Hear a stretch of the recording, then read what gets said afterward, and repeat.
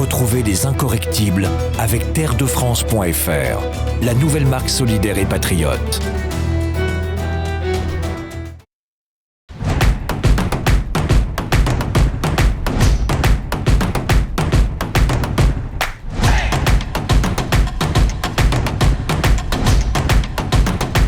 Bonsoir à tous, bienvenue dans ce nouveau numéro des Incorrectibles. Je suis ravi de vous retrouver. Un grand merci, je ne cesse de le dire chaque semaine, à vous qui nous regardez pour votre soutien sans faille et cette fidélité qui nous touche vraiment tous beaucoup là dans l'équipe.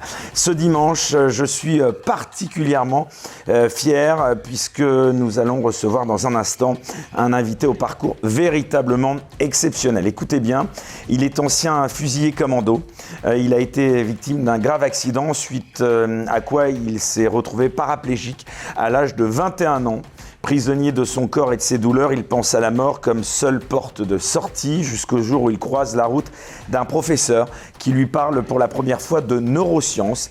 Il devient ainsi le premier Français à avoir été triplement implanté de neurostimulateurs médulaires. Il va nous dire de quoi il s'agit dans un instant.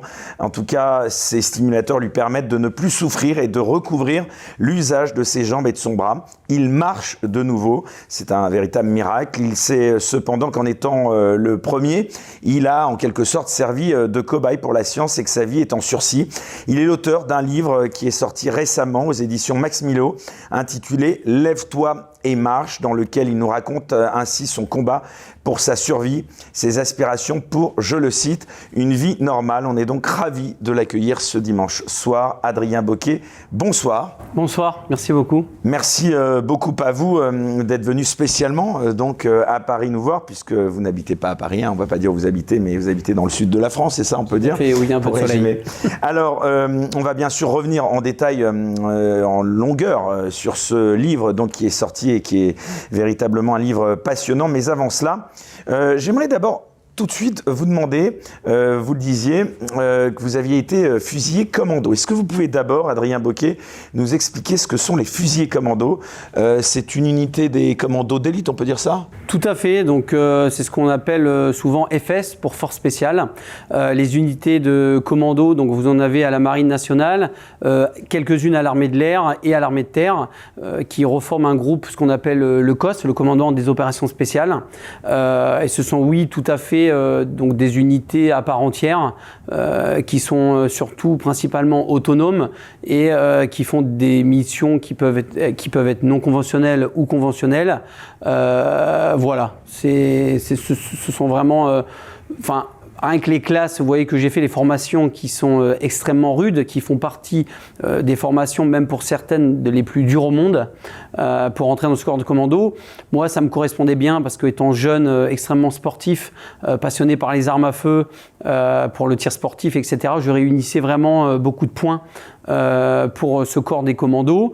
C'était pas sûr que j'y arrive, mais j'ai essayé, j'ai réussi. Et voilà, j'étais vraiment extrêmement épanoui jusqu'au jour où je subis du coup un grave accident pendant l'exercice de mes fonctions. Donc en fait, lors d'un exercice en service commandé, donc je tombe de plusieurs mètres et je me brise la colonne vertébrale. À partir de là, je reste paralysé tout de suite, je suis endormi. Je subis une première opération quelques jours après où là, je peux récupérer l'usage de mes jambes car l'opération a été un succès. Je reste avec des douleurs qui sont très compliquées. On me change plusieurs fois de poste au niveau de l'armée française. Le deuxième poste que j'occupe, c'est le auxiliaire sanitaire. Donc en fait, c'est l'équivalent à un secouriste mur on va dire pour le civil. Donc je suis dans les services de santé de l'armée. J'apprends vraiment un nouveau métier, mais qui me passionne tout autant parce que c'est le corps humain, c'est l'urgence de la réanimation, du sauvetage.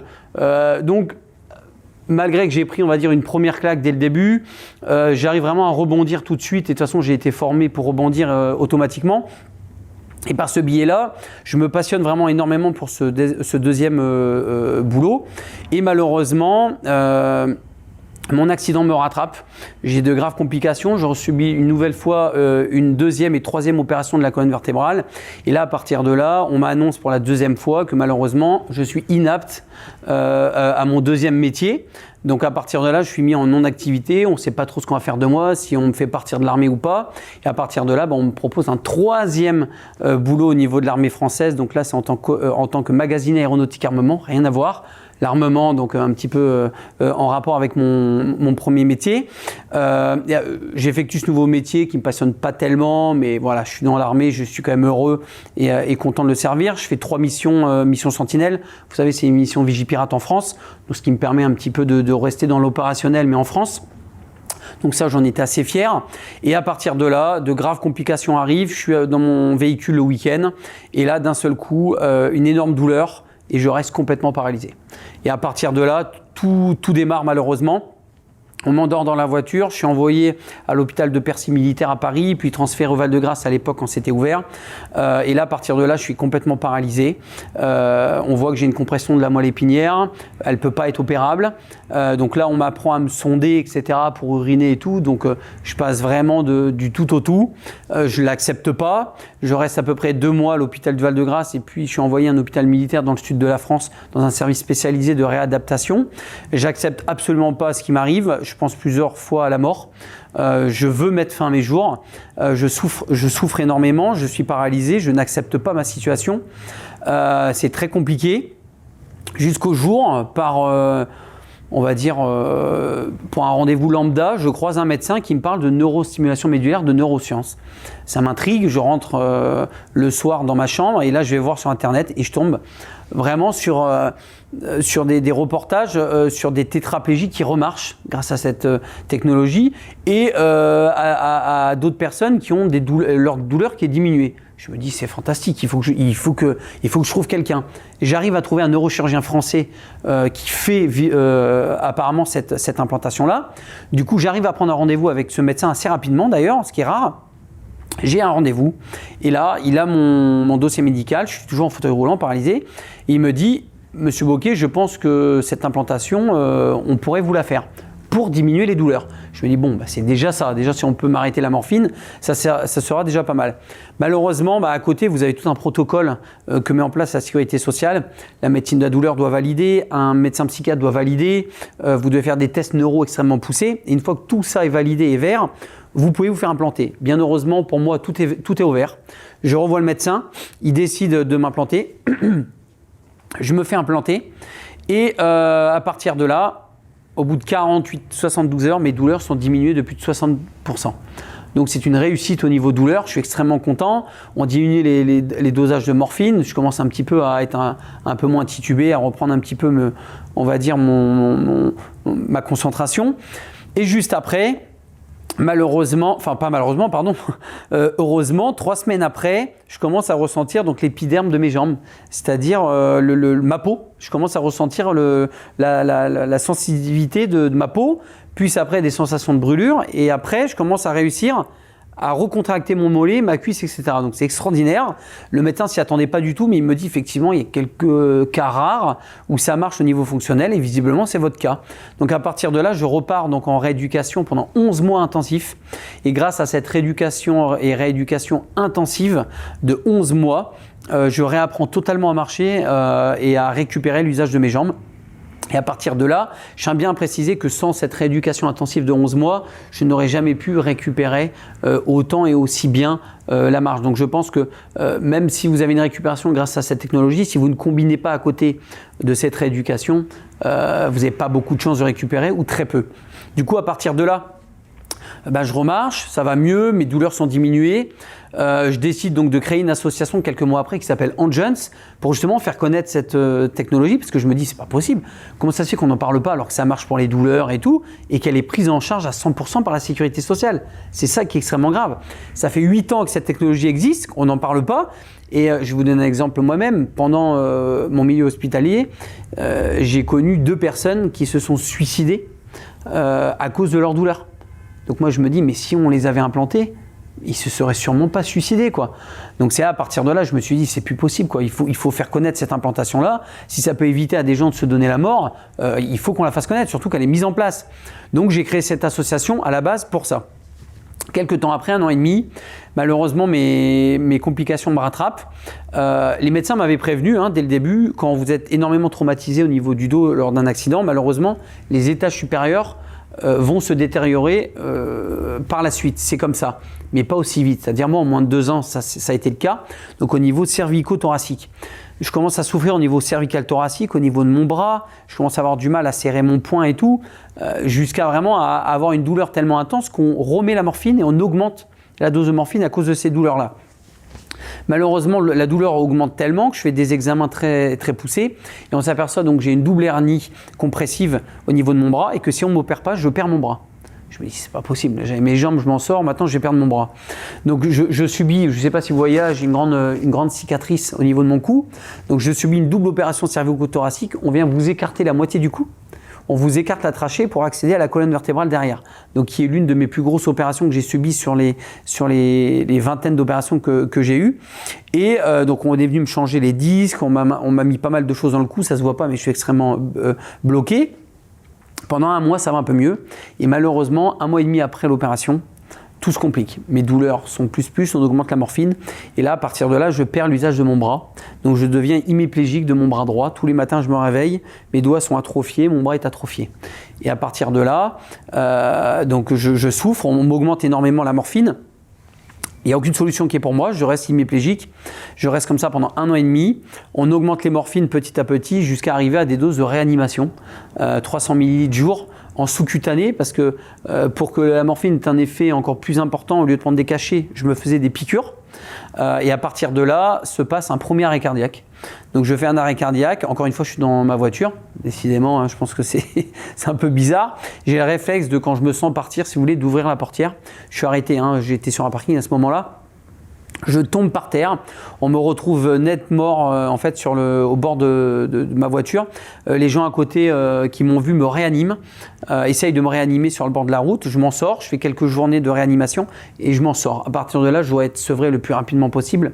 Le sevrage reste encore très compliqué. Je vous laisse lire le livre en détail par rapport à ça, parce qu'en fait, quand vous avez pas d'addiction, mais une dépendance, on ne veut pas vous prendre en charge. Parce que moi je prenais de la morphine pour mes douleurs, j'avais juste une addiction physique mais pas une dépendance, j'avais une dépendance physique et pas une addiction. Une addiction c'est psychique, donc on veut pas vous prendre en charge. Donc voilà, il y a eu des détails, des médecins qui n'ont pas voulu me prendre en charge, c'était très très compliqué. J'arrive à me faire sevrer, le sevrage est extrêmement douloureux pour moi, extrêmement dur, je tiens en pensant à ma fille. C'est aussi des pires moments de ma vie ce sevrage morphinique. Je suis sevré. Ça va mieux, on m'augmente du coup mes doses de médicaments neuro parce qu'en fait j'ai plus d'antidouleur. Donc je suis hémiplégique, j'ai mal au niveau de mon cou, j'ai plus d'antidouleur. Donc je souffle le martyr. À partir de là, je vais voir une dizaine de spécialistes, personne ne sait quoi faire. Moi je n'en peux plus, je dis à tout le monde je ne peux plus vivre avec cette douleur-là, mais je n'ai pas envie de mourir. Donc je ne vais pas mettre fin à mes jours. Donc je prends la décision de me mettre 2 balles dans mon bras, au niveau de la légion nerveuse, au niveau de mon bras, pour en fait arrêter cette douleur-là. J'ai tout prévu, j'annonce ça à ma famille, à mes proches, à mes médecins, tout le monde est au courant de l'acte que je vais faire dans quelques jours, personne ne sait quand. Tout le monde essaye de me dissuader, mais il y a même des gens qui ne savent pas quoi me dire, tellement qu'ils savent à quel point je souffre, jusqu'à ne plus dormir la nuit, etc. C'est vraiment épouvantable. Et là, à ce moment-là, 4 jours avant la décision que j'avais prise de faire cet acte, on va dire, horrible, je rencontre donc l'équipe du docteur Ayon, qui est une équipe spécialisée en neurostimulation médulaire. Bon, j'y vais parce que c'était le dernier rendez-vous. Et là, à partir de là, je ressors de ce rendez-vous en pleurant. Et là, en fait, je tombe sur un médecin, je commence ma début de phrase, il les termine. Ça m'est jamais arrivé en 10 ans, pourtant j'en ai eu des rendez-vous médicaux. Et là, ce médecin donc, me propose de m'implanter un 2e neurostimulateur médulaire, cette fois-ci dans les cervicales, puis un 3e justement pour, on va dire, pour diminuer mes douleurs. Entre-temps, donc je pars, juste avant l'implantation, entre-temps, je pars en Guadeloupe pour m'aérer un petit peu l'esprit. Et à ce moment-là, au retour de Guadeloupe dans l'avion, je fais un 2e arrêt cardiaque. Heureusement, Manon était là, donc c'est ma compagne que j'embrasse ici, qui est soignante, qui m'a sauvé la vie avec d'autres personnes dans l'avion. Ces personnes-là donc m'ont maintenu en vie pendant 40 minutes avec le défibrillateur de l'avion. Puis après, les services de SMUR m'ont pris et je suis allé donc en réanimation. Et en fait, on s'aperçoit que j'ai un taux de potassium qui est extrêmement bas. On augmente ce taux de potassium. Je me réveille en réanimation. Et à partir de là, il pense que j'ai peut-être des séquelles donc neuro et il s'aperçoit que j'ai une bradycardie, donc un problème cardiaque. Donc on m'annonce, monsieur Bocquet, je suis désolé, on va devoir vous réendormir et vous mettre en coma artificiel, mais on ne peut pas vous certifier qu'on va vous réveiller. Donc en gros, on m'annonce que je vais sûrement pas me réveiller. Donc j'ai mon téléphone, j'envoie des messages à peu près à tout le monde et je passe les pires 45 minutes de toute ma vie. J'ai 45 minutes pour dire au revoir à ma fille qui a 4 ans et demi. Donc je vous laisse imaginer la situation. Vous devez expliquer à une petite fille de 4 ans et demi qu'elle ne reverra pas son papa et lui expliquer qu'il va partir. C'est épouvantable, c'est les pires moments de ma vie. Même à mon pire ennemi, je ne souhaite pas de vivre une telle situation. Et du coup, je raconte dans mon livre ce genre de situation qui est abominable. Donc, je suis endormi, je fais de la réanimation pendant pratiquement 10 jours. Je me réveille, je m'en sors. Je m'en sors cette fois-ci, pour la deuxième fois de ma vie, j'en sors en fauteuil roulant parce que à ce moment-là, donc on me déclare une maladie neurodégénérative, d'où le potassium qui était en bas, etc. Et donc c'est une maladie qui est un dérivé de Parkinson. Donc c'est une maladie qu'on traite donc du coup avec un traitement parkinsonien que j'ai encore aujourd'hui. Donc c'est du Cifrol que j'ai jour et nuit. Heureusement ça stabilise cette maladie. Cette maladie je suis en stade aigu et qui est pour l'instant maîtrisée grâce à ce traitement. Donc on ne sait pas comment elle va évoluer. C'est pour ça que je dis aujourd'hui je ne vis pas mais je survis parce que je ne sais pas si demain je suis encore là, dans 6 mois, dans 1 an. Donc je fais tout pour ma fille et moi c'est toujours le jour à cause de ça. Et donc j'en sors en fauteuil roulant. Je suis en fauteuil roulant donc pendant un moment. Je vais me faire implanter grâce donc à ce docteur Ayon. Je me fais implanter, l'implantation se passe très bien. C'est pareil, c'est donc principalement pour la deuxième cervicale pour diminuer mes douleurs. Mais lui, là par contre, lui a une expérience haute de la neurostimulation par rapport à ma perte de bras qui est assez, on va dire, soudaine et nouvelle. Il me dit, il y a de la chance qu'on arrive à interférer et que vous puissiez récupérer votre bras. Donc là, c'était quand même plus précis que la première fois au niveau de mes jambes. Et donc là, effectivement, donc au bout de 48 heures, mes douleurs sont diminuées tout de suite, de plus de 70%. Pour moi, c'est vraiment extraordinaire, comme une piqûre de jouvence.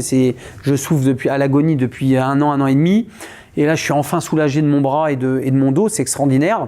Et au bout du 2e matin, je me réveille et mon bras n'est plus atrophié.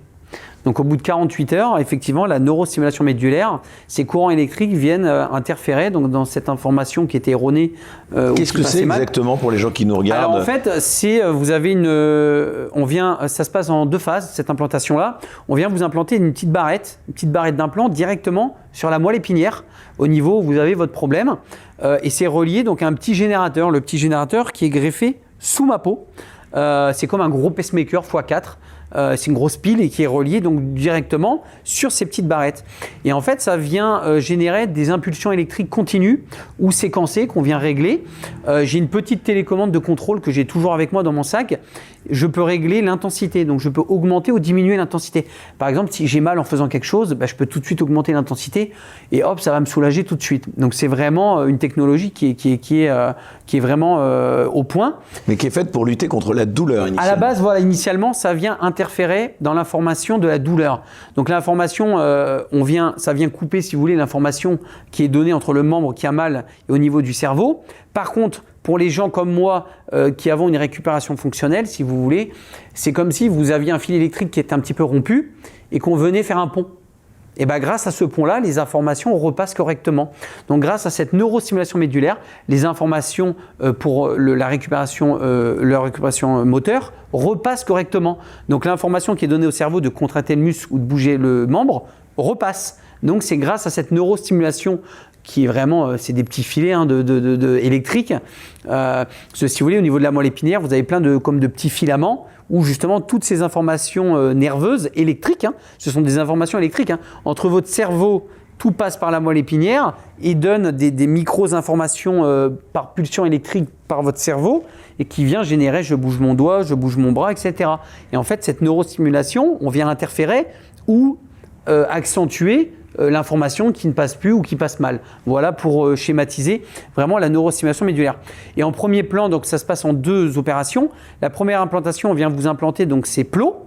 On vous réveille pendant l'implantation parce qu'en fait, ils ont besoin de votre participation pour bien loger la petite barrette d'implant.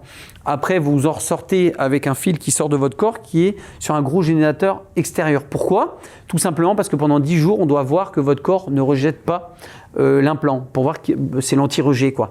Et si pendant les 10 jours tout se passe bien, vous repassez au bloc, cette fois-ci en ambulatoire, et on vous implante cette fois-ci le générateur définitif sous la peau. Et vous pouvez vivre, voilà, il n'y a rien qui dépasse, il n'y a rien qui sort, tout à fait normalement.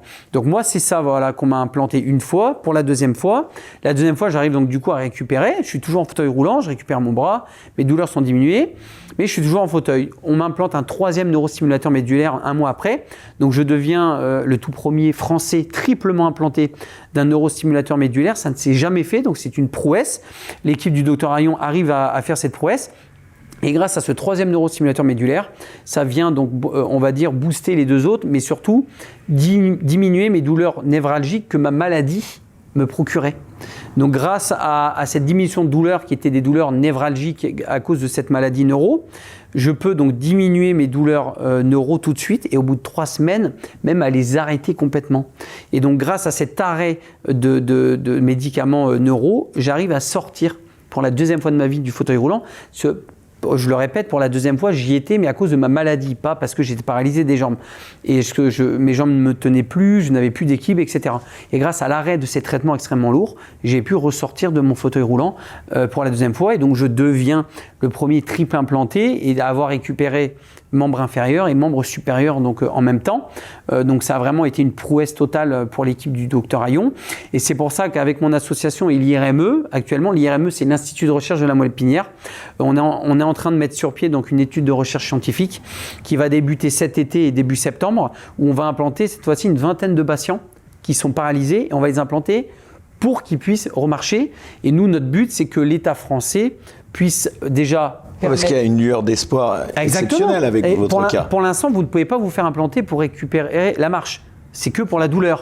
Et ceux qui ont un petit peu de chance, qui sont à 30%, qui est équivalent à 30%, ont une récupération comme moi. Nous, ce qu'on veut, c'est que ces médecins qui implantent pour la douleur puissent avoir l'autorisation d'implanter aussi pour la récupération fonctionnelle. C'est super important. Et on a estimé quand même sur tous les paralysés de France ou hémiplégiques, etc., on a plus de 30% de chances d'avoir une récupération fonctionnelle, ce qui est énorme. Ça ferait 3 personnes sur 10 qui pourraient récupérer un membre paralysé, ce qui est énorme.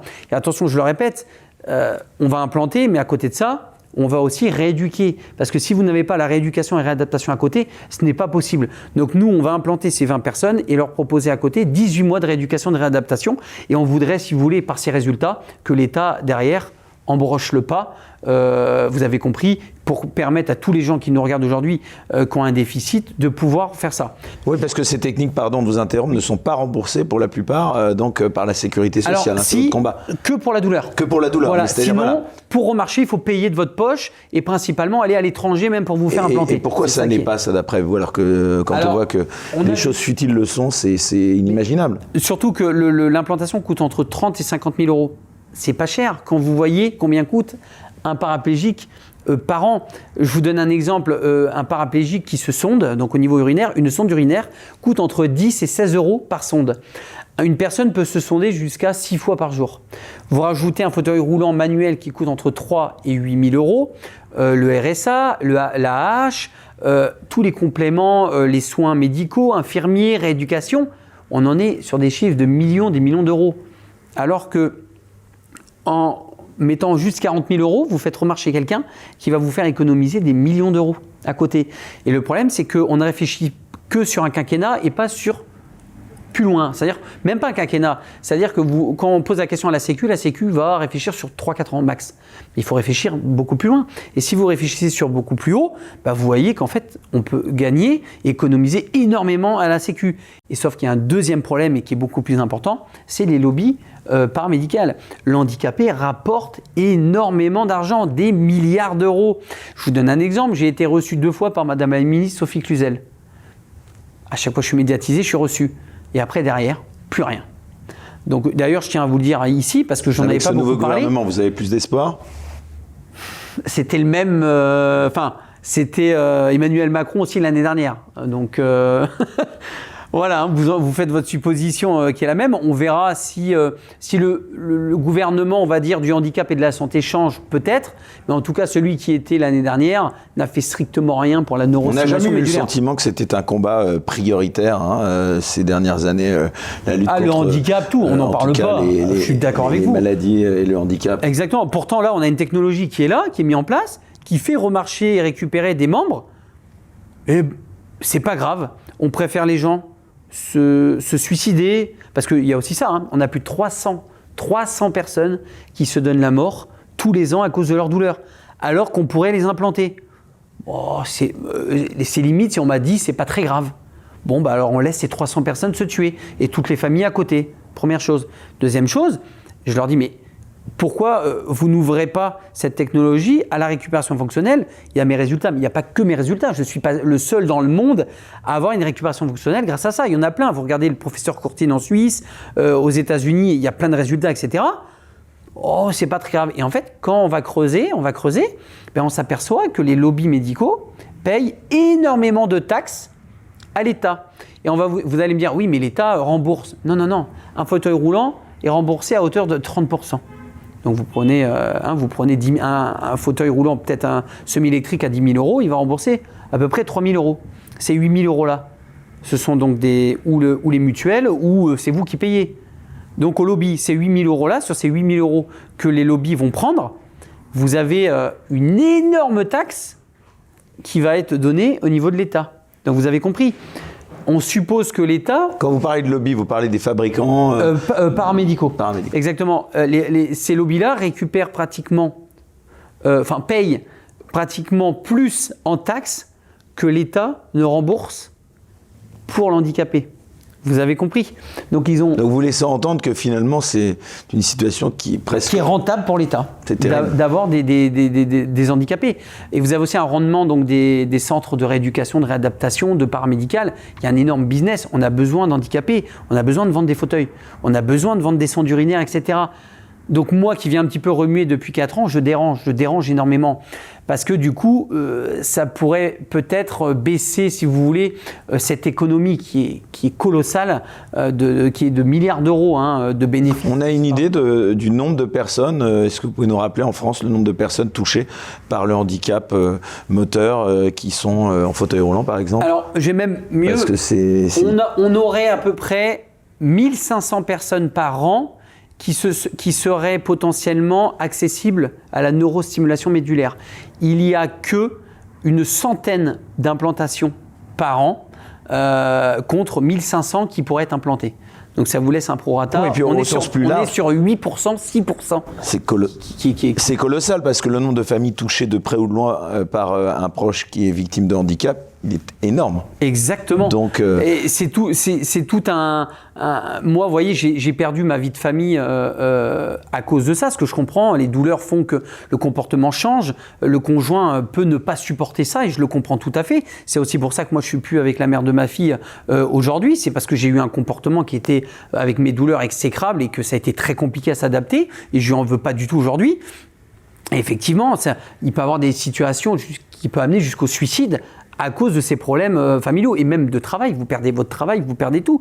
Et pour rebondir à ces problèmes-là, vous savez que j'ai été même menacé par des responsables de chefs de communication d'hôpitaux publics, par plusieurs, et par un député, je ne citerai pas le nom, et je le mets dans mon livre, qui m'a quand même dit, Monsieur Bocquet, il me semble qu'on vous paye une pension d'État, c'est-à-dire une pension militaire, parce que je suis pensionné militaire, j'ai été blessé pendant l'exercice de mes fonctions, donc effectivement c'est l'État qui me paye une pension. Et donc je lui réponds oui, c'est bien l'État qui me paye, et il me fait avec un grand sourire, n'oubliez quand même pas qui vous paye cette pension. Donc voilà, je vous laisse sous-entendre par rapport à la médiatisation de ça. Il est encore en exercice, enfin... Oui, tout à fait. Bon. Donc, et il est candidat encore aux prochaines élections législatives? Je suis pas sûr, mais il me semble que oui. Ouais, ça reste à vérifier, mais il me semble que oui. Et bon, on verra par la suite. Donc c'est pour ça que je vous dis, moi depuis 4 ans, je remue un petit peu tout ça. on me reçoit gentiment au ministère par politesse. Après, il n'y a rien qui se passe derrière. Alors que nous, on essaye vraiment. Moi, j'ai une association, pour vous dire à quel point il n'y a même pas d'histoire d'argent. Je n'ai pas d'adhésion. Dans mon association, je tiens à le répéter, parce qu'on dit souvent on détourne de l'argent et tout, je n'ai pas d'adhésion. Assez rare pour être remarqué. Exactement, donc on vient orienter les gens, aider les gens gratuitement. Bien sûr, on demande des dons, parce qu'on a besoin de dons pour la médiatisation, pour les flyers, etc., ce qui est normal, mais on n'a pas d'adhésion pour justement qu'on ne vienne pas nous dire on vient détourner de l'argent, etc. Et en fait, entre guillemets, le travail qu'on fait nous de recensement, et du coup on recense aussi donc, les gens qui ont été implantés pour la douleur et qui ont eu une récupération fonctionnelle. Comment ça se fait que l'État aujourd'hui donc ne on rappelle recense le nom de pas cette association Handjeuns, donc Handjeuns. Vous allez sur Google, vous tapez, vous allez tomber sur la page Facebook qui est active, il y a un numéro de téléphone et une page mail. Vous nous écrivez, on vous aidera au mieux pour vous orienter si vous pouvez vous faire implanter ou pas, ou même pour autres. Hein. Et je tiens à préciser, cette implantation-là existe aussi au niveau cérébral. C'est-à-dire que les petites barrettes qu'on vient de nous implanter, moi, par exemple, dans la moelle épinière, on les prend, on les dissocie, elles sont un peu plus petites, et on vient vous les loger dans une partie du cerveau. Et c'est pris aussi ça en charge par la sécurité sociale. Ce sont là par contre des neurochirurgiens qui font ça, principalement pour les gens qui ont eu des AVC, pour des personnes qui ont des maladies neurodégénératives très précises, et aussi pour les gens qui ont la maladie de Parkinson, ce qui leur permet d'arrêter les tremblements. Tout ça, c'est pris en charge par la Sécu. Et là, c'est la même chose, mais on n'en parle pas. On a de la neurostimulation cérébrale qui existe, on n'en parle pas, alors qu'on pourrait implanter 80% des gens qui ont eu un AVC, à peu près, et surtout des gens aussi qui ont eu des maladies qui sont... Vous savez, vous avez un AVC, vous êtes paralysé au niveau facial, vous avez des douleurs, ça vient vous diminuer les douleurs, mais surtout, ça vient vous déparalyser au niveau d'une paralysie faciale.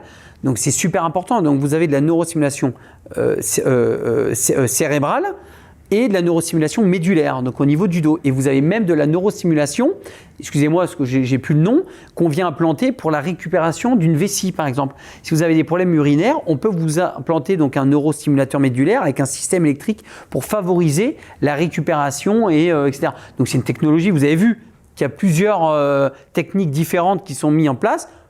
Et on n'en parle pas, quoi, ou du moins très très peu. Et moi, depuis 4 ans, j'essaye vraiment que tout le monde en parle, parce que ça peut sauver des vies, mais surtout changer des vies, quoi. Eh bien, écoutez, en tout cas, on ne peut que saluer votre démarche et donc rappeler donc, aux gens qui nous regardent donc, à aller se procurer au plus vite ce dernier ouvrage. Donc, on rappelle donc le titre de ce livre, Lève-toi et marche, aux éditions Max Milo. On Grâce en dira à la science. Pas beaucoup plus pour que les gens oui. aillent se procurer. Vous avez tous les détails, je puisse me permettre, vous avez tous les détails vraiment de la neurostimulation dans mon livre.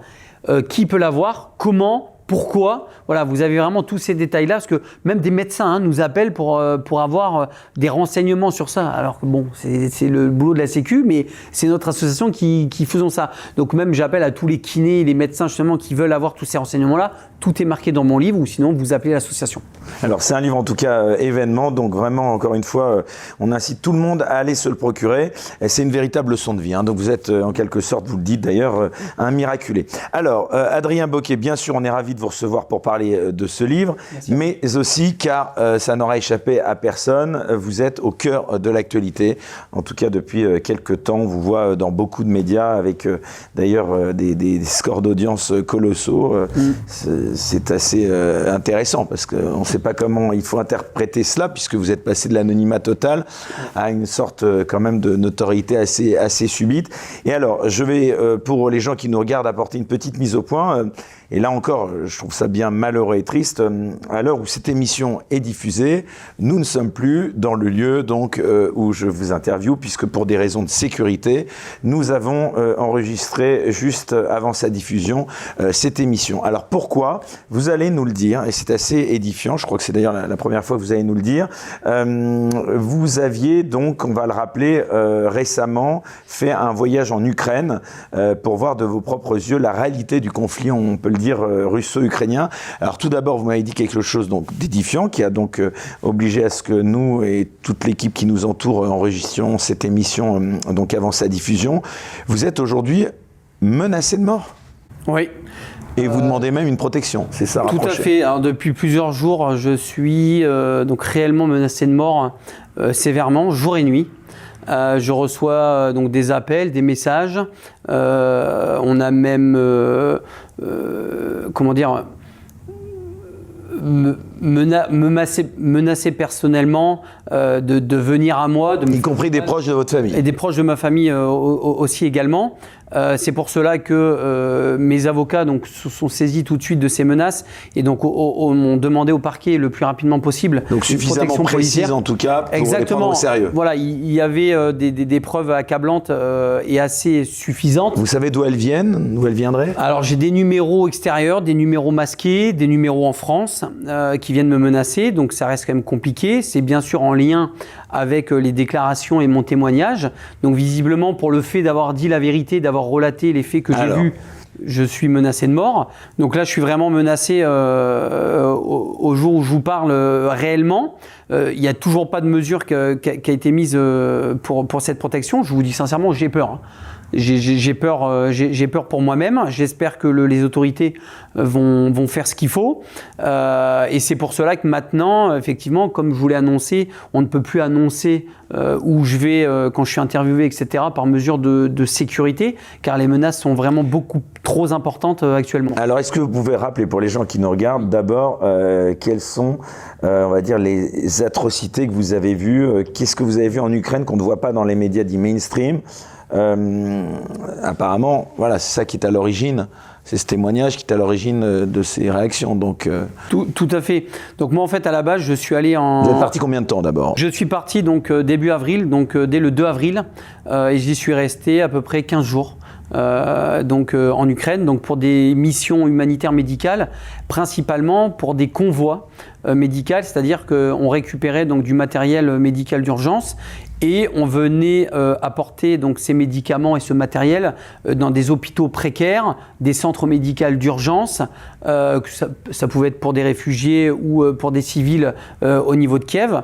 On a commencé au niveau on a commencé directement au niveau de Kiev et aux alentours de Boutcha et au niveau d'Alviv.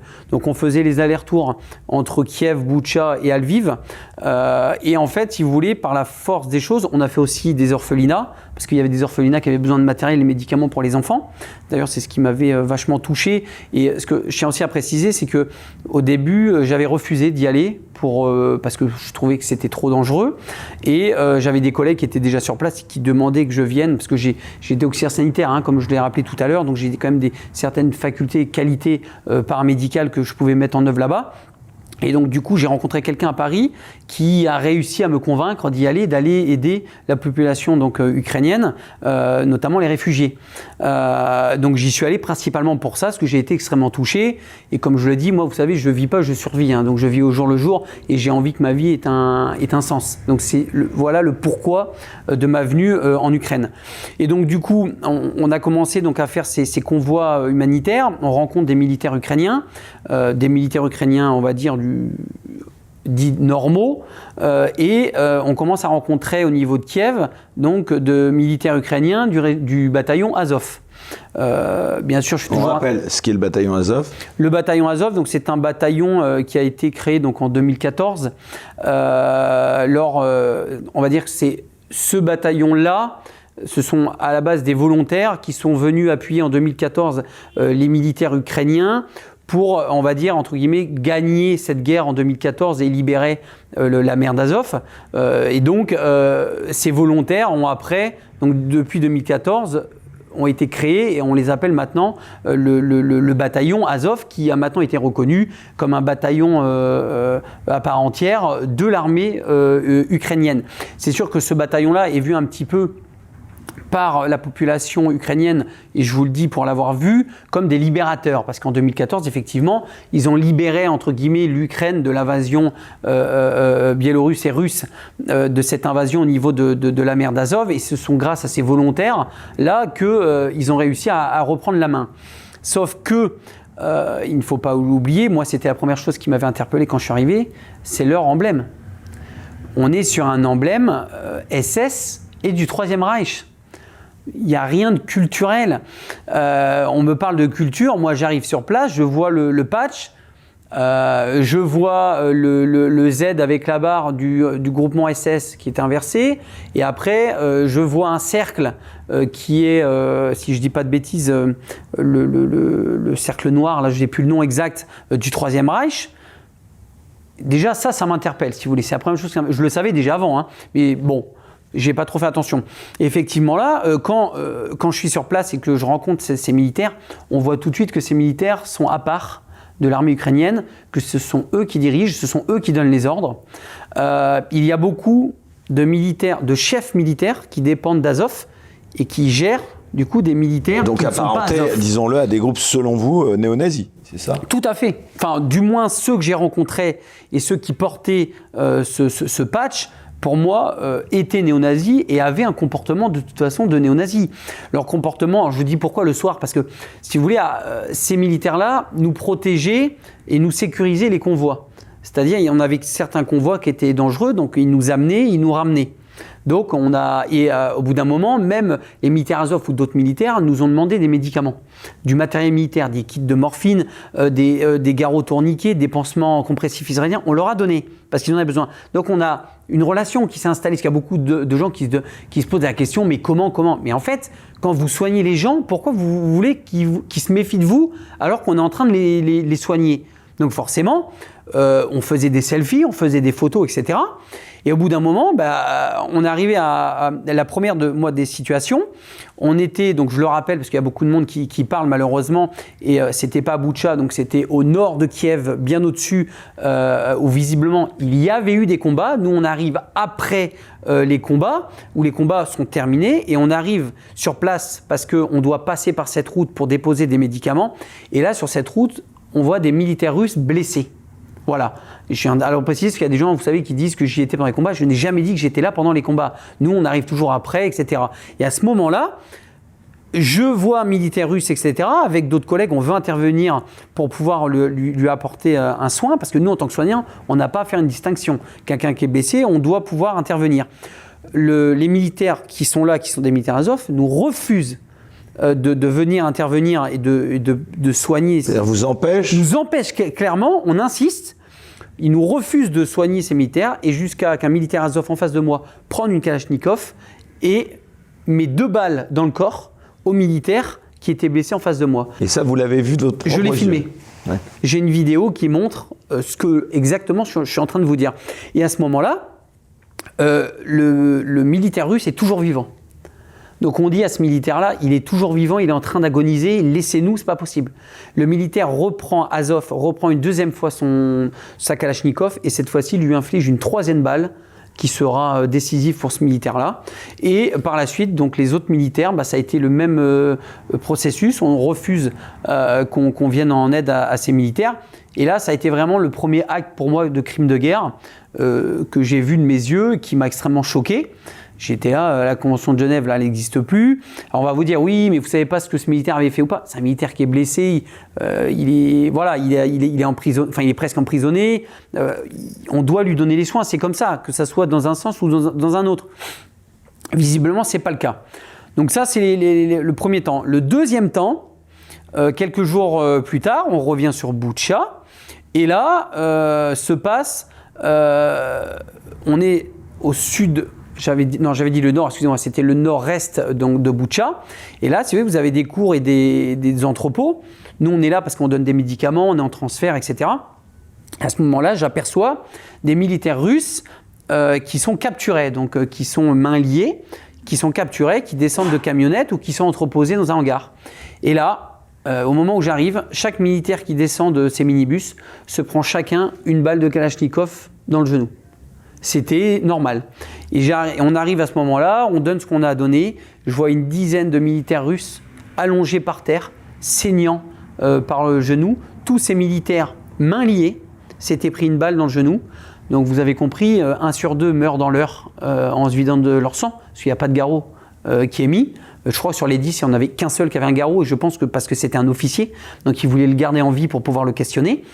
Il leur posait pas mal de questions, et il y en avait certains qui se sont pris des balles dans la tête. C'est-à-dire que moi, j'ai été témoin donc, de ces balles dans le genou en premier lieu en arrivant. On dépose le matériel, et juste après, quelques heures après, on voit donc des militaires à genoux, mains liées, qui ont déjà une balle dans le genou, se prendre une balle en pleine tête.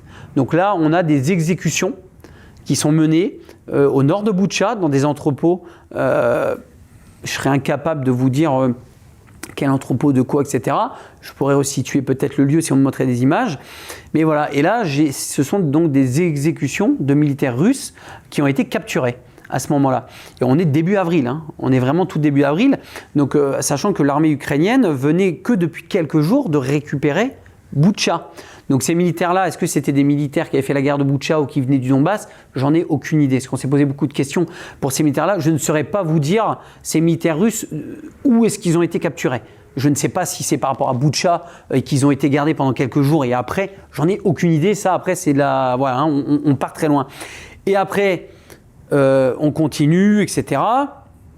Et j'arrive donc du coup à récupérer certaines vidéos par des militaires ukrainiens. Je garderai voilà, les sources pour les dépositions pardon, excusez-moi de vous interrompre. Oui, ici, Adrien Bocquet, mais en effet, les sous-entendus et ce que vous dites, c'est quand même édifiant. Donc, tout d'abord, selon vous, donc, si je dois un peu résumer ce que vous venez de dire, on pourrait dire qu'il n'y aurait pas que des gentils et des méchants, comme certains médias le disent, d'un côté et de l'autre, mais qu'il y aurait dans les deux camps d'effroyables atrocités qui seraient commises. Ça, c'est le premier point, si je comprends bien ce que vous venez de me dire.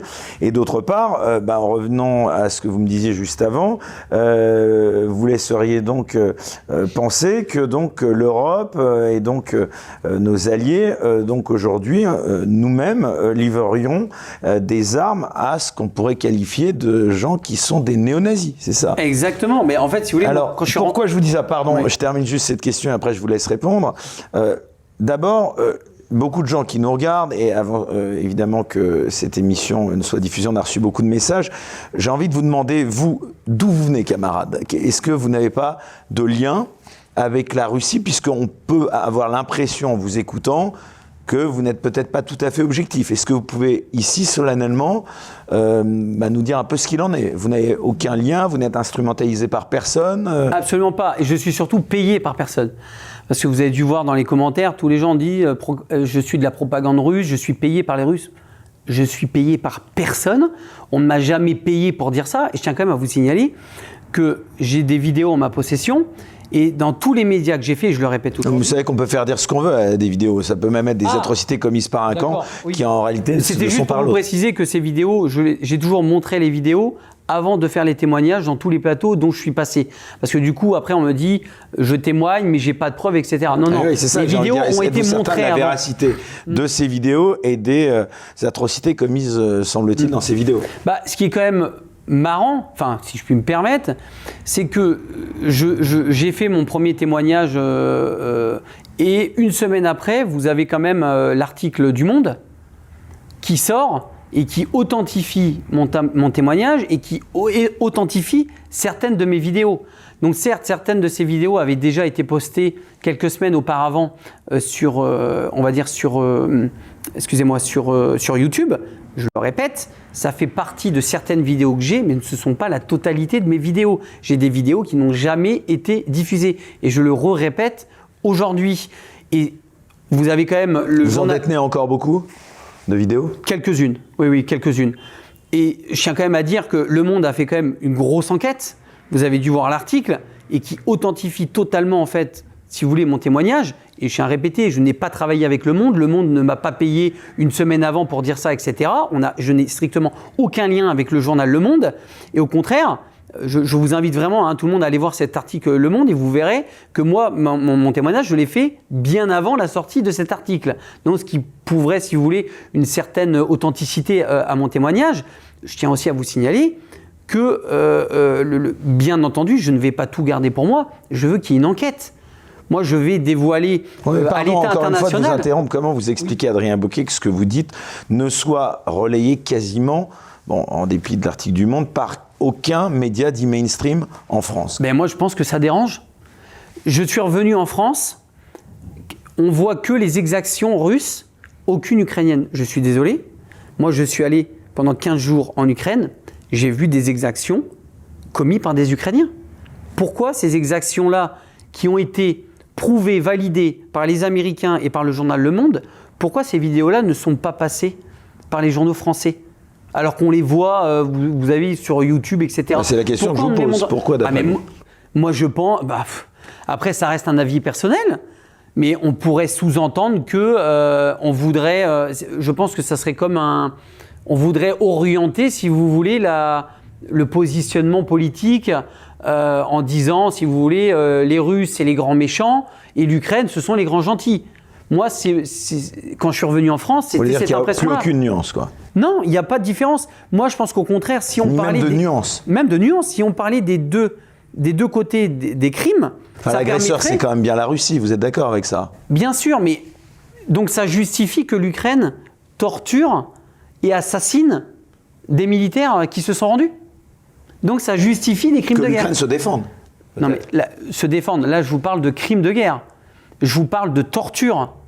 Est-ce que le fait d'être dans une guerre et d'être attaqué... La guerre, c'est sale. Je parle à un ancien militaire. La guerre, c'est sale. Fusillé commando. Tout à fait. Vous avez fait des choses propres dans votre carrière militaire? Moi, oui. Il y a une convention de Genève qui existe. On est censé la respecter. Je ne dis pas que tout le monde la respecte et tout le temps.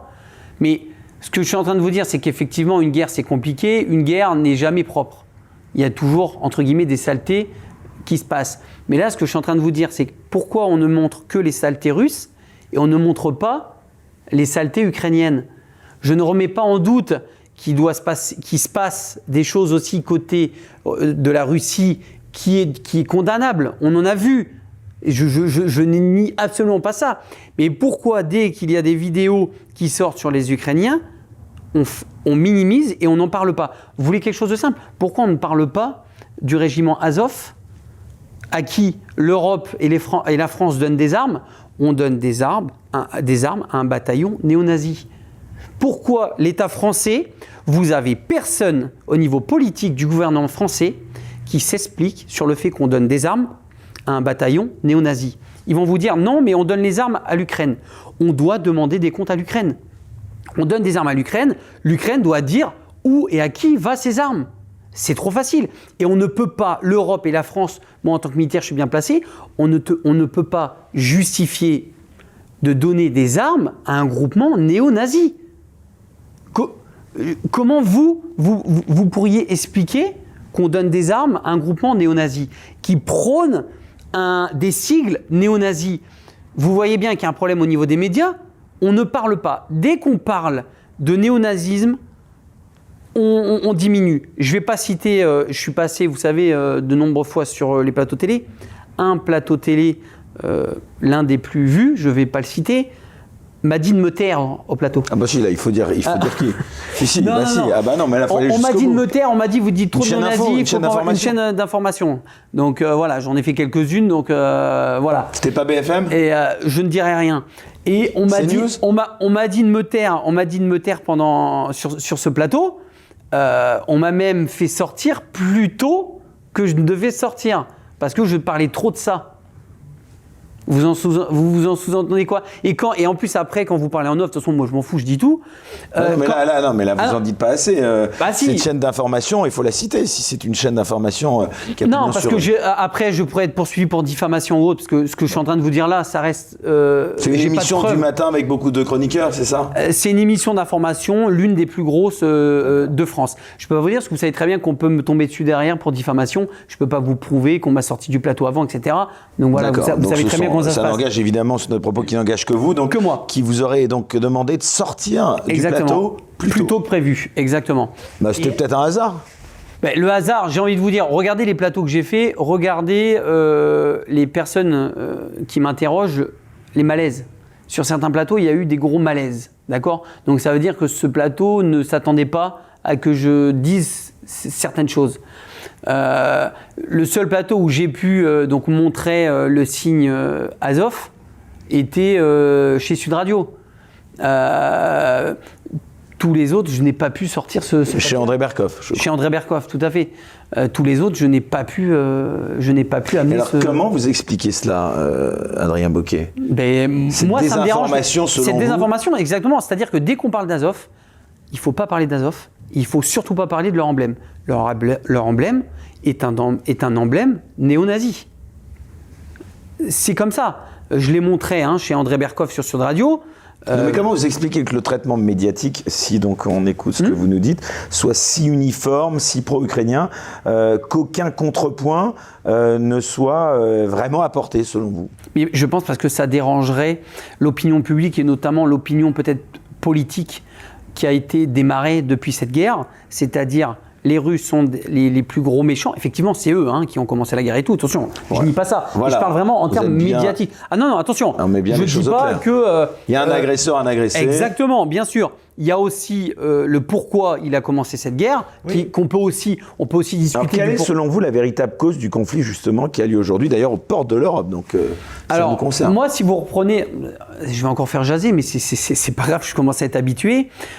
Vous prenez cette guerre au Donbass, elle ne dure pas depuis l'année dernière. Ça fait 8 ans que ça dure.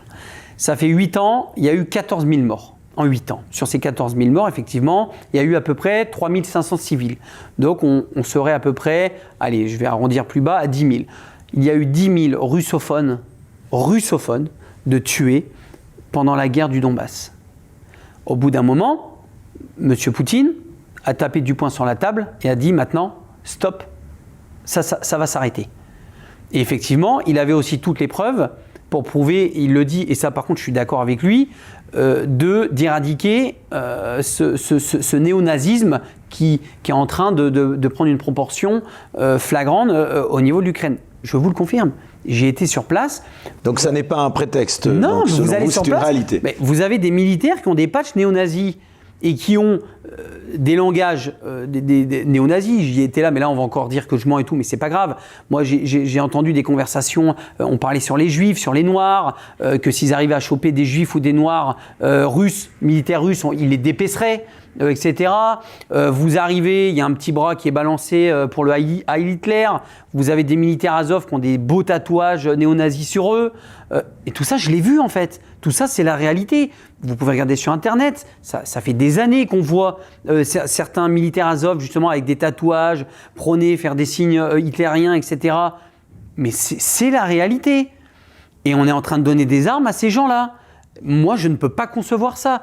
Donc, je ne dis pas que j'approuve l'attaque de la Russie. Je suis en train de dire que je désapprouve l'armement qu'on est en train de donner à un groupement néo-nazi. Vous savez pourquoi je vous dis ça? J'ai rencontré des militaires russes, des militaires ukrainiens. J'ai rencontré des militaires ukrainiens qui, eux, ne sont pas d'accord justement et qui n'aiment pas, il n'y en a pas beaucoup, qui n'aiment pas les militaires Azov. Et pourquoi? Parce qu'ils sont trop néo-nazis, etc. Et eux, ils ne sont pas comme ça. J'ai rencontré des militaires ukrainiens qui défendent leur pays humblement et qui défendent leur population. Mais très bien, ceux-là, je ne dirais jamais rien contre ces militaires-là. Ces militaires-là, au contraire, respecter la Convention de Genève, respecter les droits de l'homme, etc. Et à côté de ça, vous avez des militaires Azov, entre guillemets, si vous voulez, qui viennent déranger ou donner des ordres à ces militaires, on va dire des militaires d'infanterie, etc., qui ne sont pas justement néo-nazis. Et ce que je suis en train de vous expliquer, c'est que la moitié, je dirais, des militaires Azov sont le commandement de l'armée ukrainienne. Il y avait un bataillon au niveau d'Alviv. Il y avait un avec qui il nous a même accueillis chez lui, etc. Et je peux le prouver. Ça, c'est pas. Voilà, j'ai des photos et tout. Ce militaire était un chef d'unité spéciale d'une compagnie militaire ukrainienne au niveau d'Alviv. Et en fait, ce militaire-là était un chef militaire Azov. Vous avez compris?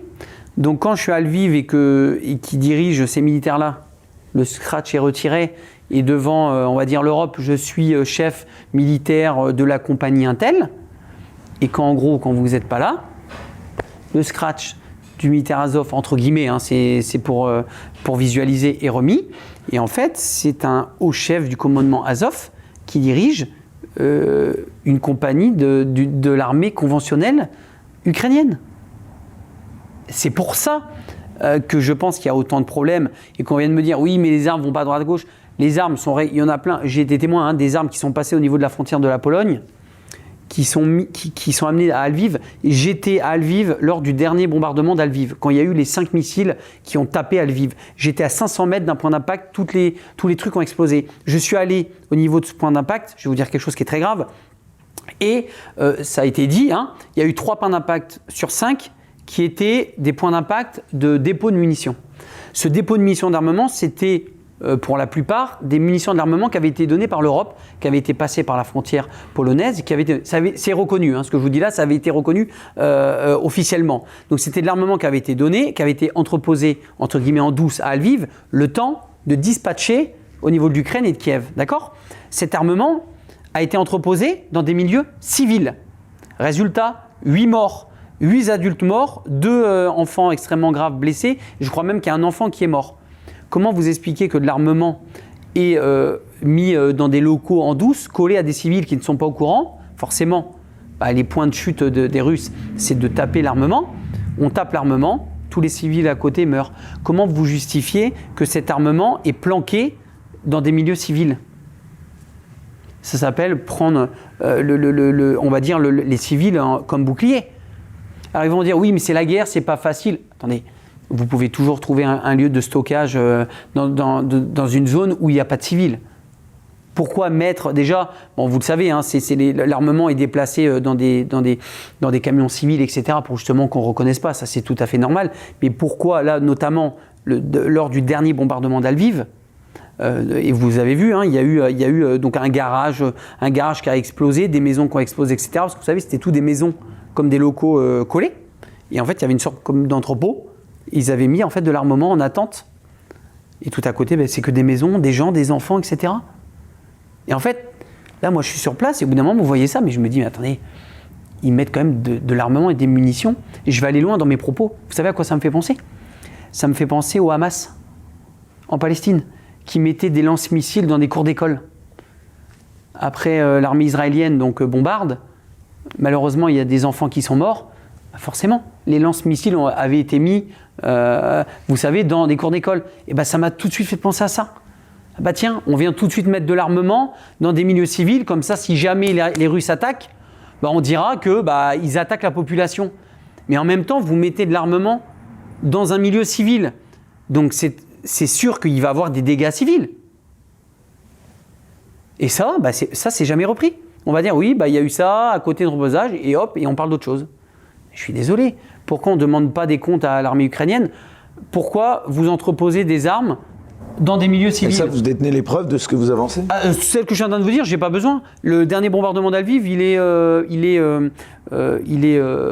officiel. Ça a été reconnu que qu'il y avait eu des milieux où il y avait de l'armement qui a été ciblé. Donc ce que je suis en train de vous le dire par rapport à Lviv, ça a été reconnu officiellement que l'armée russe avait bombardé un lieu de stockage de munitions. Il suffit de regarder un petit peu en détail et vous verrez à quelle adresse ça a été fait, etc. Et pourquoi il y a eu 8 morts, etc. Et en fait, ce sont les voisins de cet entrepôt. Adrien Bocquet, qu'est-ce que vous pensez de la thèse selon laquelle Vladimir Poutine serait un fou à la tête de la Russie ? Il y en a beaucoup qui ont cette approche psychologisante. Est-ce qu'elle n'est pas réductrice ? C'est compliqué comme question. Parce que là, j'ai envie de vous dire, je ne connais pas assez la Russie, je ne connaissais pas assez Poutine pour me permettre de dire que c'est un fou. Moi, je vous dis juste que le fait d'avoir commencé la guerre, l'un des prétextes était d'éradiquer ces groupements néo-nazis. Ça, moi, je vous dis que c'est la réalité. Les autres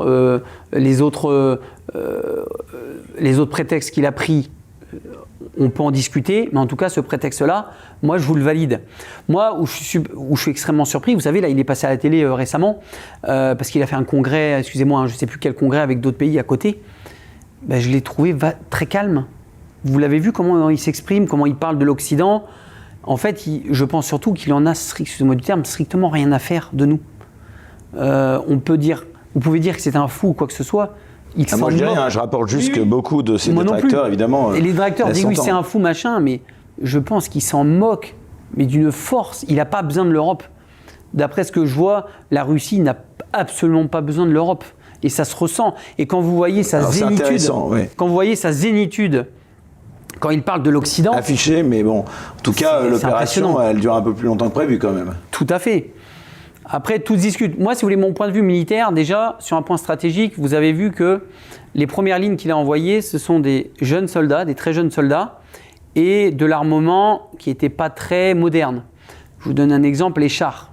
Ce sont pas je n'ai pas les noms en tête, ce ne sont pas les derniers chars russes, d'ailleurs, qui marchent très bien, qui ont été envoyés le premier mois en Ukraine. Ce sont des vieux chars, tous des vieux trucs. Donc, sous un point stratégique militaire, c'est comme si, entre guillemets, il avait envoyé ses unités réservistes, ou on va dire ces chars qui étaient un petit peu dans la poussière en première ligne, pour voir comment ça allait se passer, avant d'envoyer le reste. Je vous donne un exemple. Il n'a absolument pas envoyé d'unité de force spéciale au début de la guerre. C'est quand même très étrange. Normalement, on envoie des unités très spéciales ou de force spéciale dès le début pour des points stratégiques et après l'armée conventionnelle pour prendre des points par point. Une guerre, ça se passe comme ça. Là, ça ne s'est pas du tout passé comme ça. Ils sont arrivés en groupe, ils ont essayé de prendre un petit peu comme ils peuvent. Effectivement, il y a une résistance qui n'était pas attendue, je pense, de la part de la Russie. Et moi, je pense qu'on se trompe totalement, je vous dis franchement. On pense que la Russie a fait une grosse erreur. Moi, je pense que tout avait été calculé, je vous dis sincèrement. Quand vous voyez comment la Russie est calme aujourd'hui, le rouble doit s'enfoncer. Vous avez vu ce qui s'est passé, le rouble a augmenté. Vous les voyez stressés, franchement, les Russes en ce moment? Ils ne sont pas stressés, ils n'ont pas peur, ils sont calmes, le président est très calme. Pour moi, ça donne une impression de calcul. Pour moi, ça donne l'impression d'un chef de guerre qui a calculé ses coups. Et je pense qu'effectivement, il ne s'attendait sûrement pas à une résistance telle, mais qu'il l'avait quand même peut-être anticipé dans peut-être l'un de ses plans. Et vous allez me dire, mais comment vous pouvez dire ça? C'est très simple. Vous regardez quel militaire et quel matériel il a envoyé le premier mois. Et quand vous voyez que l'armement, on va dire, c'est un armement de second plan, ce qu'on appelle à l'armée, c'est un armement de second plan, généralement on réserve, vous savez, pour les réservistes ou pour les rappelés. Vous ne commencez pas une guerre comme ça. Donc c'est qu'il y avait un enjeu stratégique d'envoyer du matériel, on va dire, qui n'était pas en très bon état, d'envoyer des très jeunes soldats avec pas d'expérience. Pourquoi ne pas envoyer du coup des militaires avec une forte expérience pour justement éradiquer? On peut se poser, vous voyez, beaucoup de questions par rapport à ça. Donc moi, je vous dis mon avis personnel militaire. Moi, je pense que ça a été calculé. Et par rapport à l'attitude qu'on voit aujourd'hui par la Russie, on peut vraiment supposer sur la stratégie militaire qu'il y a eu quand même une anticipation qui a été faite malgré ce que peuvent dire les gens. Et par opposition, qu'est-ce que vous pensez du rôle d'Emmanuel Macron dans la gestion de cette crise en Ukraine? Certains dénoncent justement sa naïveté face à cette Russie, justement. Là, ça accréditerait plutôt votre thèse, alors que d'autres louent au contraire ses efforts pour tenter de maintenir la paix, puis de trouver une solution pacifique à ce conflit. Alors moi, c'est très simple. Emmanuel Macron, pour l'instant, refuse d'aller en Ukraine. Pourquoi? Je pense que c'est cette question-là qu'il faut se poser. Je pense qu'Emmanuel Macron, au contraire, s'aperçoit aujourd'hui que... il veut peut-être ménager ses relations diplomatiques, en tout cas, avec Vladimir Poutine. Moi, je pense surtout qu'il y a des choses qui vont être révélées au fur et à mesure, comme celles que j'ai pu révéler là, où on voit que finalement, Azov, ce sont un groupement néo-nazi, que finalement, effectivement, ce groupement récupère de l'armement européen. Parce que moi, je vais plus loin. Quand cette guerre sera finie, on est d'accord que le bataillon Azov aura de l'armement. Que la guerre soit gagnée ou pas gagnée. Ça reste un groupement néo-nazi terroriste, le néo-nazisme. Donc, ça voudrait dire que l'Europe et les Français auraient armé, à ce moment-là, donc au moment actuel, des néo-nazis militaires ukrainiens. Qu'est-ce qui va se passer après? Vous avez vu ce qui s'est passé aux États-Unis. Le jeune homme qui a tué 10 malheureux personnes d'une couleur de peau. Est-ce que vous avez vu le symbole qui était sur son... Je crois que c'est un gilet pare-balles ou un gilet tactique. C'était, je me souviens, le soleil noir. Vous savez ce que c'est le soleil noir? C'est le Troisième Reich. Vous savez ce que c'est le soleil noir du Troisième Reich? C'est le symbole du bataillon Azov. Le bataillon Azov a le soleil noir sur son symbole du patch. Et c'est ce symbole qu'a prôné ce terroriste ignoble qui a commandité les crimes aux États-Unis. Je veux dire, je pense que c'est un commencement. Vous voyez ce que je veux dire? Sauf que là, on vient d'armer, quoi. On vient d'armer ce bataillon. Quel devrait être, selon vous, Adrien Bocquet, le rôle de la France dans cette crise entre l'Ukraine et la Russie? Ils doivent tout de suite se positionner sur le bataillon Azov. Et c'est ce que je leur demande. J'ai jamais dit que l'Europe et la France ne devaient plus donner d'armes aux militaires ukrainiens. Ils doivent demander déjà des comptes, où vont ces armes, et ils doivent demander la dissolution de ce bataillon Azov. L'Europe ne peut pas accepter qu'un bataillon militaire, on va dire généraliste, prône du néonazisme visuellement par leurs actes de torture et leurs crimes de guerre. Ce n'est pas possible. On s'est battu en 39-45 pour ça. Vous imaginez tous les vétérans là, qui nous écoutent aujourd'hui, tous les militaires qui nous écoutent aujourd'hui, et toutes les familles de vétérans morts en 39-45 pour éradiquer ces gens-là. Aujourd'hui, ils voient qu'on est en train de donner des armes aux gens qu'on a éradiqués en 39-45. Mais c'est épouvantable. Et moi, je vous invite à aller questionner les militaires. Vous avez plus des 2/3 militaires français qui n'acceptent pas aujourd'hui qu'on donne des armes au bataillon Azov. Mais ce qui est quand même logique. Mais comme ils ont un devoir de réserve, de toute façon. Bien sûr, voilà, on ne pourra jamais vraiment savoir. Mais vous savez, j'ai beaucoup d'amis chasseurs alpins. Des chasseurs alpins qui ont été déployés, si je ne dis pas de bêtises, en Slovaquie, en Pologne, au niveau de la frontière, qui ne veulent pas être là-bas. D'un, ils n'ont pas envie du tout de faire la guerre contre la Russie. Et de deux, ils se disent, attendez, j'ai certains amis qui sont là-bas et qui se disent, on se met là, on est la première ligne, et on va se taper quoi? On va se taper... qui nous dit que les militaires Azov ne vont pas se retourner contre nous un jour avec l'armement qu'on vient de leur donner? Les militaires sur place là-bas, certains qui sont des amis à moi, se posent cette question-là, ce qui est normal. Mais c'est... Voilà, moi je pense qu'il faut vraiment faire la lumière. Une forme de défense européenne, vous y croyez? Pas du tout. Absolument pas. Je pense que pour moi ça sera ingérable. Il y aura toujours un pays qui voudra avoir plus de militaires que d'autres, et qui dira bah oui, ces armes-là, c'est nous qui les avons payées, financées, un peu moins vous. Je pense que ça sera un peu la guéguerre du pays qui se mettra en avant sur ses moyens tactiques et matériels. Mais là, moi, ce que je demande surtout à l'État français, c'est de demander à l'État et à l'Europe de dissoudre. Il faut dissoudre le bataillon Azov. Ou sinon, j'attends moi que l'Europe s'explique sur le bataillon Azov. Comment ils expliquent que ce bataillon Azov prône du néonazisme et des sigles néonazis et qu'on leur donne des armes? Et vous savez, j'ai demandé à plein de télé, faites-moi passer sur un plateau télé avec quelqu'un ou du gouvernement ou même quelqu'un qui pourrait me parler d'Azov, et je veux que quelqu'un puisse me répondre et me dire comment vous justifiez qu'un groupement paramilitaire qui est maintenant un bataillon militaire à part entière, militaire ukrainien, prône un patch et un symbole néo-nazi. Comment vous justifiez cela? Comment vous justifiez qu'il y ait des drapeaux néo-nazis pour ce groupement militaire? Eh bien, écoutez, la question est posée, en tout cas, on l'aura bien compris. Adrien Bocquet, on va arriver bientôt au terme de cette émission. Merci encore d'être venu. Deux questions, on va dire, assez simples, mais néanmoins, au demeurant très graves. D'abord, est-ce que vous êtes inquiet quant à l'avenir de ce conflit? Oui, moi je pense qu'il va durer. Il va durer sur le long terme.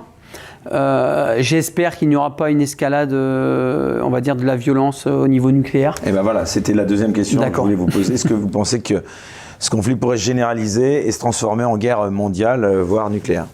Je pense que tout est possible. Je pense que oui. Pas à l'échelle... parce que comme on dit, on parle du nucléaire, mais il y a des petites bombes nucléaires. On peut très bien envoyer une petite bombe nucléaire. Enfin, petite bombe nucléaire, ça a quand même des conséquences colossales. Ce que je veux dire, c'est qu'une bombe nucléaire, il y a des petites bombes nucléaires qui peuvent aussi tuer que 5 ou 10 000 personnes avec un champ d'action beaucoup plus restreint. Moi, je pense qu'effectivement, ce genre de bombe nucléaire... pourrait être utilisé. Exactement. Exactement. Pour justement essayer de mettre un terme. Est-ce que l'Europe ou l'Occident pourra répondre à ça? Moi, je ne pense pas, parce que ça serait une escalade. Donc je pense que même si il y aurait une petite bombe nucléaire qui serait déclenchée, je pense que même les Occidentaux ne pourraient pas répondre. C'est-à-dire qu'on serait obligé de trouver des solutions autres que de répondre par une attaque nucléaire, parce que sinon, c'est la Troisième Guerre mondiale. Et vous avez compris, je peux parler de fin du monde, mais pratiquement, vu le nombre de têtes nucléaires qu'il y a dans le monde, vous avez compris, ça serait complètement infaisable. Mais je pense que, ou sinon, ça serait des attaques nucléaires, mais de petite ampleur. Petite ampleur, vous avez compris, je parle vraiment du champ d'action, mais qui pourra faire quand même des milliers et des milliers de morts, mais pas des millions. Voilà je l'espère pas, je croise les doigts pour qu'on n'en y arrive pas. Mais je pense que l'avenir nous le dira, les semaines à venir nous le dira. Est-ce que le fait que le Donbass, quand le Donbass et la Crimée sera entièrement dans les mains de la Russie, est-ce que ça va permettre un petit peu de calmer, on va dire, l'attaque militaire? Je l'espère. Ce qui permettrait, je pense, un petit peu de baisser l'intensité militaire active au combat. C'est vraiment ça, ce que je souhaite. Après, vous savez, je ne suis pas dans la tête des politiques, ni des Occidents, ni de M. Poutine. Moi, comme je vous l'ai dit, je pense qu'il y a beaucoup de choses qui ont été anticipées et qu'on ne pense pas. Donc, on verra les semaines à venir quelles choses ont été encore anticipées par les armées. Adrien Bauquet, avant de terminer, on va essayer, si tant est que cela soit possible, de terminer sur une note un peu plus légère. Mercredi dernier a été projeté à Cannes le fameux film Maverick Top Gun, le retour 36 ans après, donc avec Tom Cruise. Le film va sortir, donc la sortie nationale, ce sera ce mercredi. Qui a l'air magnifique le 25 mai, oui. Ouais. Vous irez le voir d'abord ? Oui. Pour une petite aparté, moi mon rêve c'était d'être pilote de chasse. Voilà la question que je voulais. Elle est tout à fait cohérente avec ce que vous venez de répondre.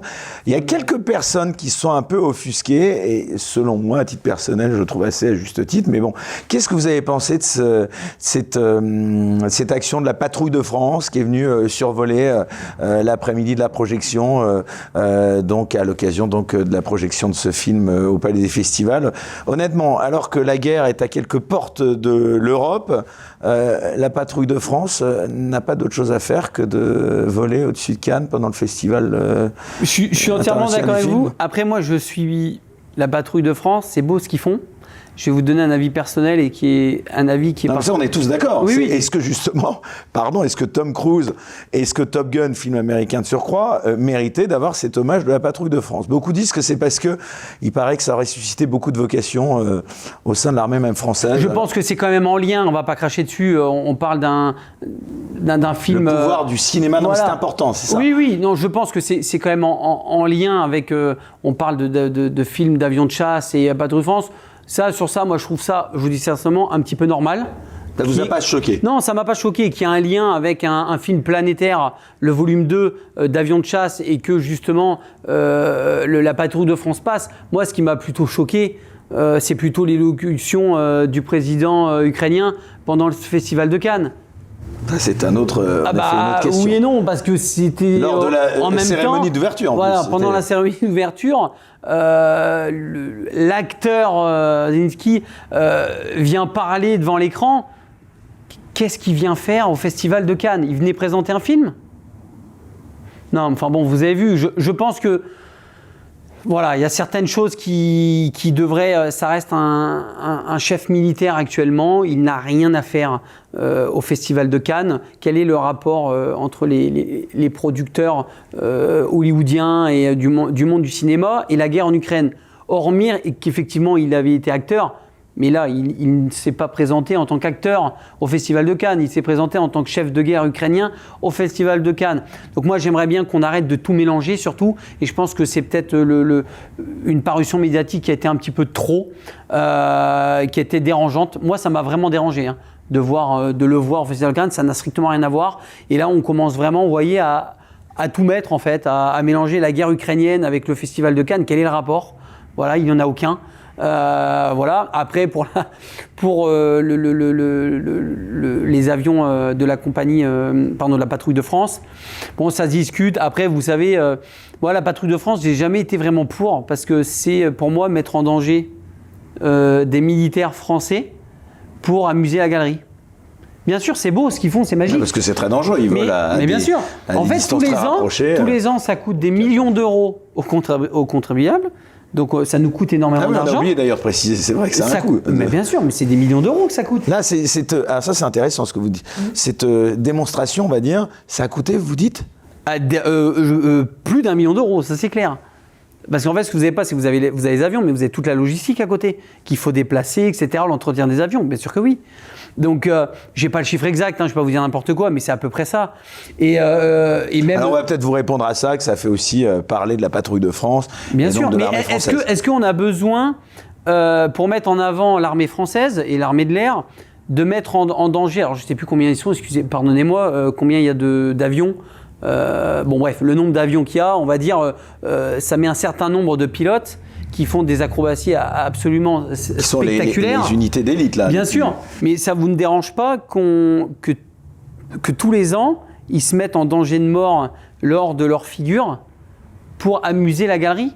Vous ne pensez pas que la mise en danger qui sont de piloter cet avion serait mieux dans un conflit ou en actif? Moi, personnellement, ça m'a toujours dérangé d'amuser la galerie déjà aux contribuables. Bon, après, ça se discute parce que c'est beau, c'est magnifique. Mais moi, ce qui me dérange le plus, en fait, c'est la mise en danger de ces pilotes pour, en fait, une mission ludique.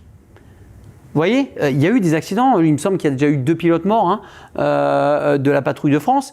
2 pilotes morts pas en OPEX, en opération extérieure, en faisant des figurines pour faire sourire et amuser la galerie en bas. Ça vous... Enfin, je sais pas, je pense que ça... On peut quand même se poser la question. Ou pour moi, ça devrait être ou à la retraite, ou des financements privés qui devraient financer, vous voyez, ce genre d'événement. Mais après, surtout que ces militaires-là sont des militaires d'actifs.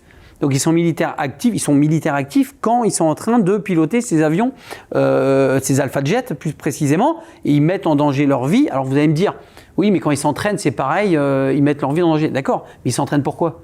Ils s'entraînent pour défendre notre pays ou pour pouvoir aller sauver des militaires. Est-ce qu'elle est encore, c'est important ce que vous dites, est-ce qu'elle est encore considérée comme une très grande armée mondiale, notre armée? L'armée française, oui, je vous confirme. C'est l'une des meilleures armées au monde, surtout sur le plan tactique. C'est-à-dire qu'on a du beau matériel. C'est important de le souligner. Aujourd'hui, on a surtout parce qu'on le dit assez rarement. On a du très très bon matériel, mais on a surtout des très très bons militaires qui sont extrêmement bien entraînés. On est l'une des meilleures armées au monde au niveau tactique. Bien sûr, en nombre, on est certainement moins en nombre que certains pays, mais au niveau précision et technicité, si je puis me permettre, on est l'un des meilleurs au monde. Et vous pouvez demander aux Américains, vous demandez les forces spéciales françaises, ils vous diront ce sont, bien sûr, non seulement on est respecté, mais même les Américains disent qu'on est, bien sûr, après eux, la meilleure armée au monde, notamment au niveau des unités des forces spéciales. Et on est pourtant un peu moins nombreux qu'eux. Exactement. Mais comme on dit, on peut être très performant sur la technicité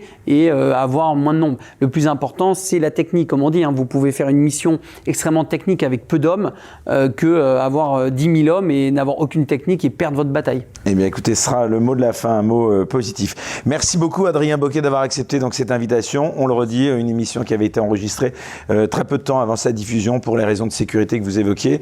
On espère que tout ça va se régler dans les plus brefs délais. En tout cas, le message a été entendu. On rappelle donc ce livre, donc Lève-toi et marche, aux éditions Max Milo. On remercie également notre partenaire, Terre de France, partenaire de cette émission. Merci à tous de nous suivre, toujours plus nombreux chaque semaine. On se retrouve sans doute un peu avant dimanche prochain. Nous aussi, on va peut-être faire une parenthèse cannoise, mais je n'en dis pas plus, avec un invité qui promet lui aussi d'être incorrectible. Et donc, je ne cesse de le répéter chaque semaine. Surtout, restez incorrectibles. Très bonne fin de soirée à tous.